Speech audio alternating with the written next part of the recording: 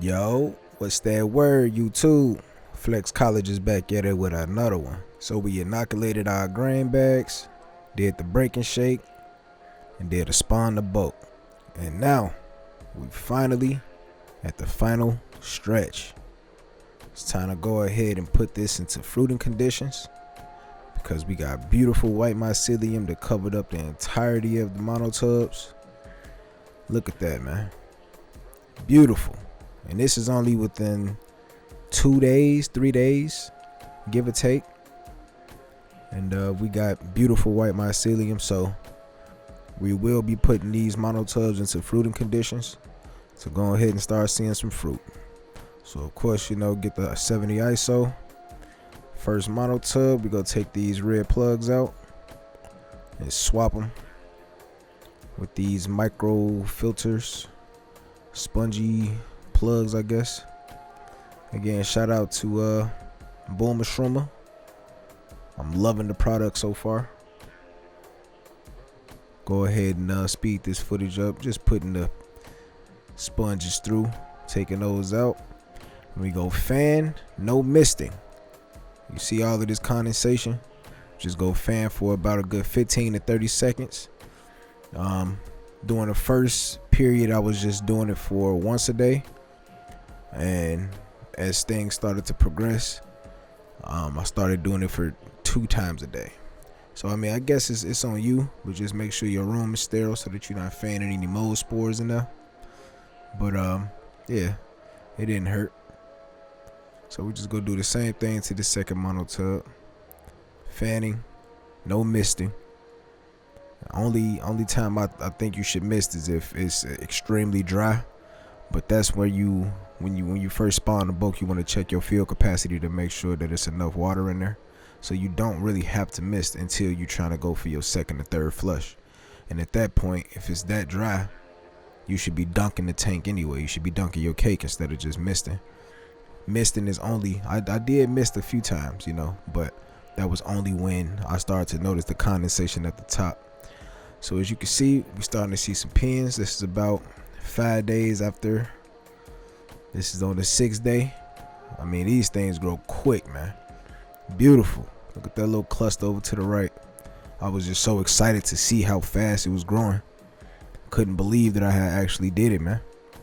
We did it. For sure we did it. Beautiful. All type of pins just popping up everywhere. Now I didn't take a video, but this is how it looked on the 6th or 7th day. This on day, I think this was day 7 actually. This was definitely day 7. And we almost there. It's almost time to harvest.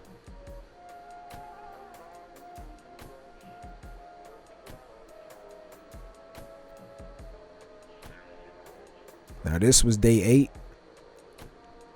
And as you can see, some of the veils is broken, but I thought I could get a little bit more growth in some of them, which definitely worked. I just let it sit in there for about a good hour or 2. And this is how it looked. Before any of those spores start to drop. You can see a few of them just started to drop, but the cake was all right. But I'm glad I waited. Already I'm a patient guy, but this whole process definitely told me that patience is key. And that's the golden rule with this. Patience is definitely key. Don't be messing with your monotub while it's doing its thing. Just sit back, let it relax.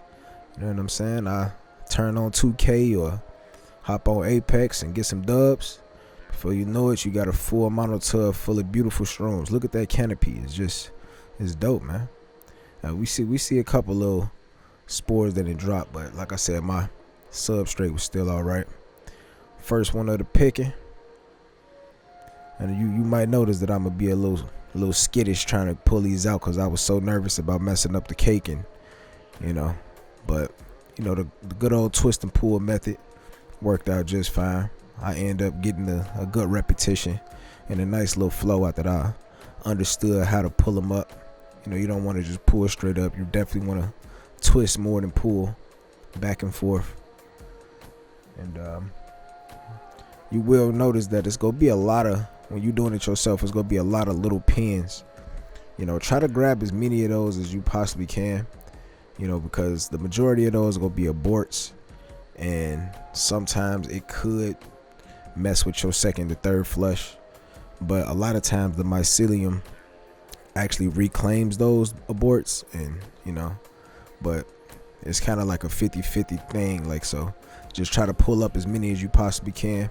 After you pulled all of your actual big fruits out, you will see little pins still in there. Try to grab them out so that your next flush can come in. And like I said, once you actually do take all of the fruits out and picked all the small pins, that's when you probably want to spray. You know, you want to mist a little bit up in there. I don't personally mist the top of the cake. I mist the top of the cover that goes up top. I might spray the walls a little bit, you know, and we just wait and see if the humidity keeps up. If it keeps up, then that means that the cake still has moisture in it. And if it's starting to dry up, that means that the cake is taking up all of that moisture, so it's pretty dry. And you will notice if you start to see more fruits growing. This one model tub that we're looking at right now, I did 3 flushes, and I'm trying to see if I can get a 4th one out. So, you know, yeah, I definitely got my, you know, my bang for my buck with this whole process. All together, dry, I didn't even weigh it up wet, because I didn't think that would even matter personally, but all together was 101.27 grams. 101.27 grams, man. Like, that was crazy to me. Like, I couldn't believe it. You know, and we're talking about both monotubs, by the way, not just this one. Both monotubs. This like I said, this monotub that we're watching, this is on his 3rd flush, but the second monotub is on his 2nd flush. So we waiting for those to come through. For some reason, both of them started to colonize the monotubs at the same time, but the second monotub, for some reason, it kind of lagged behind. But where it lagged behind, it came with more fruits. So I don't know what's to that. I don't know what the process is with that, but you know, I'm not complaining. That second monotub, I wish I got video footage of that, but you know, I was just so focused on this one, and I didn't want to keep, you know, setting up the tripod and having to worry about, you know, fanning mold spores and just, you know, all type of other little things that was on my mind at the time. But when we do season 2, I more than likely have, you know, better equipment to be able to set it up and get every single aspect of all the flushes. But we just focusing on this first flush on this monotub. So without further ado, I'm gonna go ahead and speed this footage up. Again, thank y'all for sticking in there with me. We done made it. 101.27 grams of dry fruits, man. That's crazy. But let's get it. See y'all in season 2, man. Love.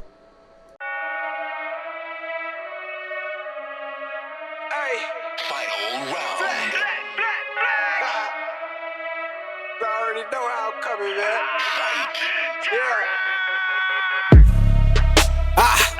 Tryna run the town. Tell no duck when they hear that sound. How they gon' come up now? Heavy as the head that'll wear that crown. I'm going pound for pound. And if it's about smoke, then we talk all of that.